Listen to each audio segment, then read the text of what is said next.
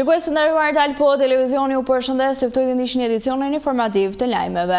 Turizmi në Gjirokastër po merr një zhvillim të konsiderueshëm, ndërsa turistë nga gjithë bota vinë të vizitojnë qytetin e Gurë duke dëshiruar të marrin prej tij edhe një copëz. Kjo nëpërmjet suvenireve që tregtohen apo punohen nga artizanët në pazarin karakteristik.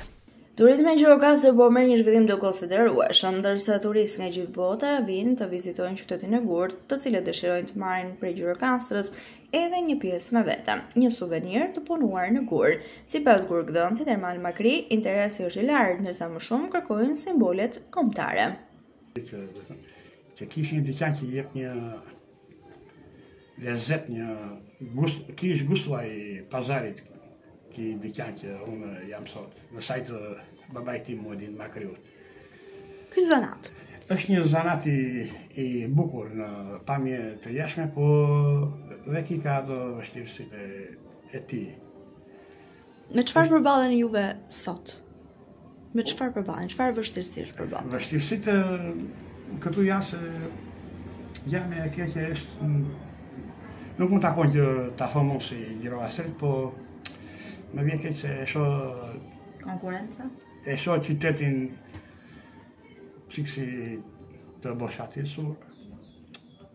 Nuk kam nevojë, nuk më hin fare puna e konkurrencës, se zanati është i veçantë dhe turistët janë kureshtar për këtë zanat që kam, dhe ata në kohën që kalojnë në qafë pazarit, shikojnë, fotografojnë dhe bëjnë kureshtar dhe kthehen në dyqanin tim.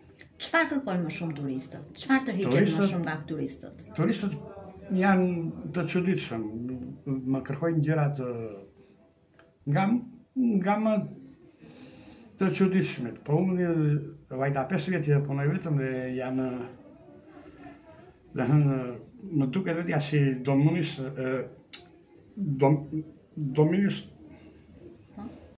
dhe i kam realizuar kërkesat që më kanë ardhur ndaj turistëve. Pastaj ata nuk është çfarë kërkojnë konkretisht turistët? E kuptojnë punën e Gurit që është e vështirë, dhe ata kërkojnë simbolin tonë kombëtar, pamjet tona të qytetit të Gjirokastrës, shtëpitë karakteristike, në diçka që shikojnë në qytetin tonë dhe ju ngelet në mendje dhe më thonë mua ma realizo do të në Gurë këtë fotografi ose këtë diçka që kam, se më bie fotografirat me anë të telefonave. Jemi në këto momente me zhvillimet kryesore nga vendi. Pushimet më të shtrenjta, por edhe €1 më pak vlerë se një vit më parë, ka bërë shqiptarët të jenë më të kufizuar këtë vit për rezervimet e tyre jashtë vendit. Agjenciat turistike raportojnë për një rënje të pronotimeve pak javë përpara fillimit të sezonit turistik. Faktori i rënjes së eurës ka ndikuar, kështu që shumë hotele do shta mund të kenë ndryshuar me 100 apo 200 euro në krahasim me vjet në jashtë vendit. Pronotimet kanë filluar që në janar, ndërsa destinacionet mbeten Greqia dhe Turqia. Përballë paketave të shtrenjta, shqiptarët kanë ndryshuar standardin e pushimeve të tyre, ku ka dhe opsione ekonomike që ofrojnë mëngjes dhe darkë, paketa që janë all inclusive, kështu kanë dhe kosto më të ulta, sikurse mbetet Greqia dhe Turqia si destinacione, por edhe Italia po preferohet për shkak të fluturimeve low cost. Fluturimet low cost, por edhe linjat direkte po kthejnë opsionet më të pëlqyera për pushimet e shqiptarëve jashtë vendit.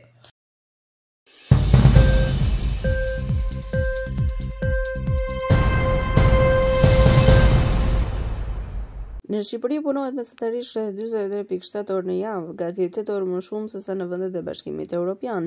Shqipëria renditet kështu vendi i parë në Europë, duke kaluar edhe Turqinë, kur Eurostat llogarit një mesatare javore pune 43.1 orë. Koha e gjatë në punë diktohet në sektorët e prodhimit, bujqësisë e ndërtimit, ku punonësit janë të angazhuar deri në 46 orë në punë, ndërsa administrata është aktive për 40 orë në javë. Për krahasim, rajoni Ballkanit përgjithsisht punon më gjatë. Në Maltezi, punonësit janë në punë 42.8 orë në javë, në Serbi 41.3, në Bosnjë 41.2 dhe në Maqedoninë e Veriut gati 40 orë. Në Bashkimin Evropian, në vitin 2023, personat e aftë për punë të moshës 20 deri në 64 vjeç punonin mesatarisht 36 orë në javë.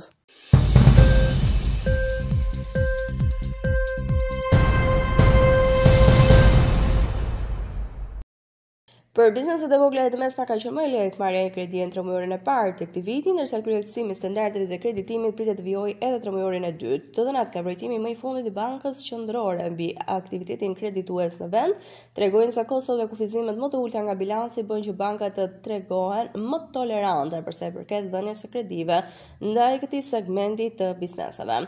Kushtet e termet e kredisë, të cilët referohen kushteve dhe afatet e kredisë së miratuar, sikurse përcaktohet në kontratën e HUAS, mbi të cilat e shëron dakord midis bankës dhe huamarrësit, që variojnë nga profili i secilit huamarrës, mund të ndryshojnë nga standardet e kredisë. Megjithatë, sa i kërkesat të lartë është përgjigjur një shkallë më e ulët e miratimit të kredive nga bankat, faktorët që ndikuan në rritjen e refuzimeve për kredi të bizneseve ishin historiku nga regjistrimi i kredisë, të ardhurat disponueshme dhe pasuria financiare të bizneseve.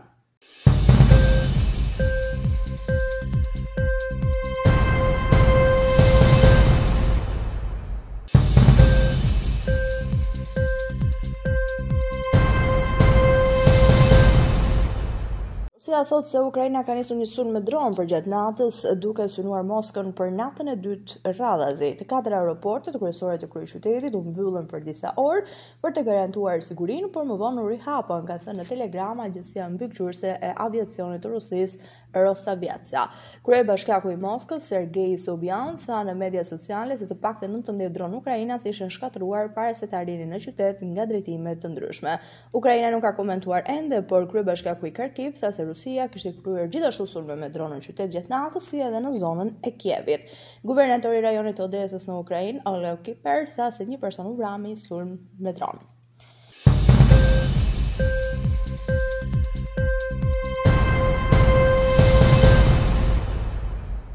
Presidenti i SBA-s Donald Trump ka njoftuar se kryeministri kanadez Mark Carney, fituesi i zgjedhjeve të fundit parlamentare, do të vizitojë shtëpinë e bardhë brenda javës së ardhshme ose më shpejt, dhe se po kërkon të përfundojë një marrëveshje tregtare me Washingtonin. Trump tha se përgëzoi këtë të fundit për fitoren e tij në zgjedhje në një telefonat që patën me iniciativën e kryeministrit kanadez. Fola me të ishte shumë i sjellshëm dhe përgëzova, ka thënë Trump gjatë mbledhjes së kabinetit të tij. Marrëdhëniet e SBA-s me Kanadan janë të ftohur për shkak të kërcënimit të përsëritur të Trump për të aneksuar fqinjin e saj verior. Për më tepër, kërcënimi i luftës tregtare që presidenti republikan nisi me Kanadan ishte në qendër të fushatës zgjedhore për zgjedhjet parlamentare.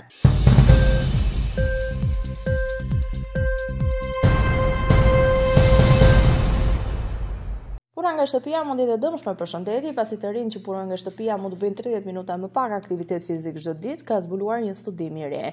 Një studim i njerëzve që fillon punën e tyre të parë tregoi se ata që shkojnë në zyrë marrin 28 minuta shtesë aktivitet fizik të moderuar çdo ditë, si ecje apo ciklizëm. Për ata që punojnë nga shtëpia, përjetojnë një rënje mesatare prej 32 minutash aktivitet fizik të moderuar në ditë. Për të gjykuar se si fillimi i punës sifonte aktiviteti fizik, gjumi dhe dieta e njerëzve, studiuesit kanë analizuar të rinjt kryesisht në vendet jashtë si Mbretërinë e Bashkuar apo edhe vendet e tjera të Europës. Rezultatet janë publikuar në International Journal of Behavioral, që do të thotë një revistë që ka sjelljet në funksion dhe në fokus dhe njëkohësisht shëndetin e të rinjve.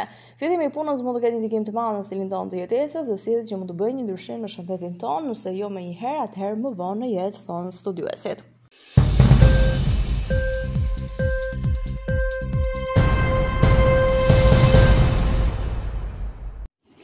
Platforma TikTok është gjobitur me 530 milionë euro nga Komisioni Irlandez i Mbrojtjes së të Dhënave për të shtimin në mbrojtjen e të dhënave personale të përdoruesve të BE-s gjatë transferimit të tyre në Kinë. Burime nga Komisioni thanë se transferimet shkelën rregulloren e përgjithshme të mbrojtjes së të dhënave, sepse TikTok nuk arriti të demonstronte se të dhënat personale të përdoruesve në BE të aksesuar në distancë nga stafi në Kinë kishin një nivel mbrojtje ekuivalente me atë të garantuar brenda bllokut. TikTok nuk trajtoi aksesin e mundshëm nga autoritetet kineze në të dhënat personale të zonës ekonomike europiane, sipas ligjeve kineze kundër terrorizmit e kundër spionazhit, që platforma i cilësoi si të ndryshme nga standardet e BE-s, shtoi deklarata. TikTok, që ka rreth 159.1 milion përdorues aktiv mujor në Europë, duhet të sjellë përpunimin e të dhënave në përputhje me ligjin brenda 6 muajve. Transferimet e të dhënave në Kinë do të pezullohen nëse ky afat nuk përmbushet. Komisioni Irlandez nisi hetimin në vitin 2021 si mbikëqyrës kryesor i përfaqësisë në Europë për kompaninë në pronësi të ByteDance.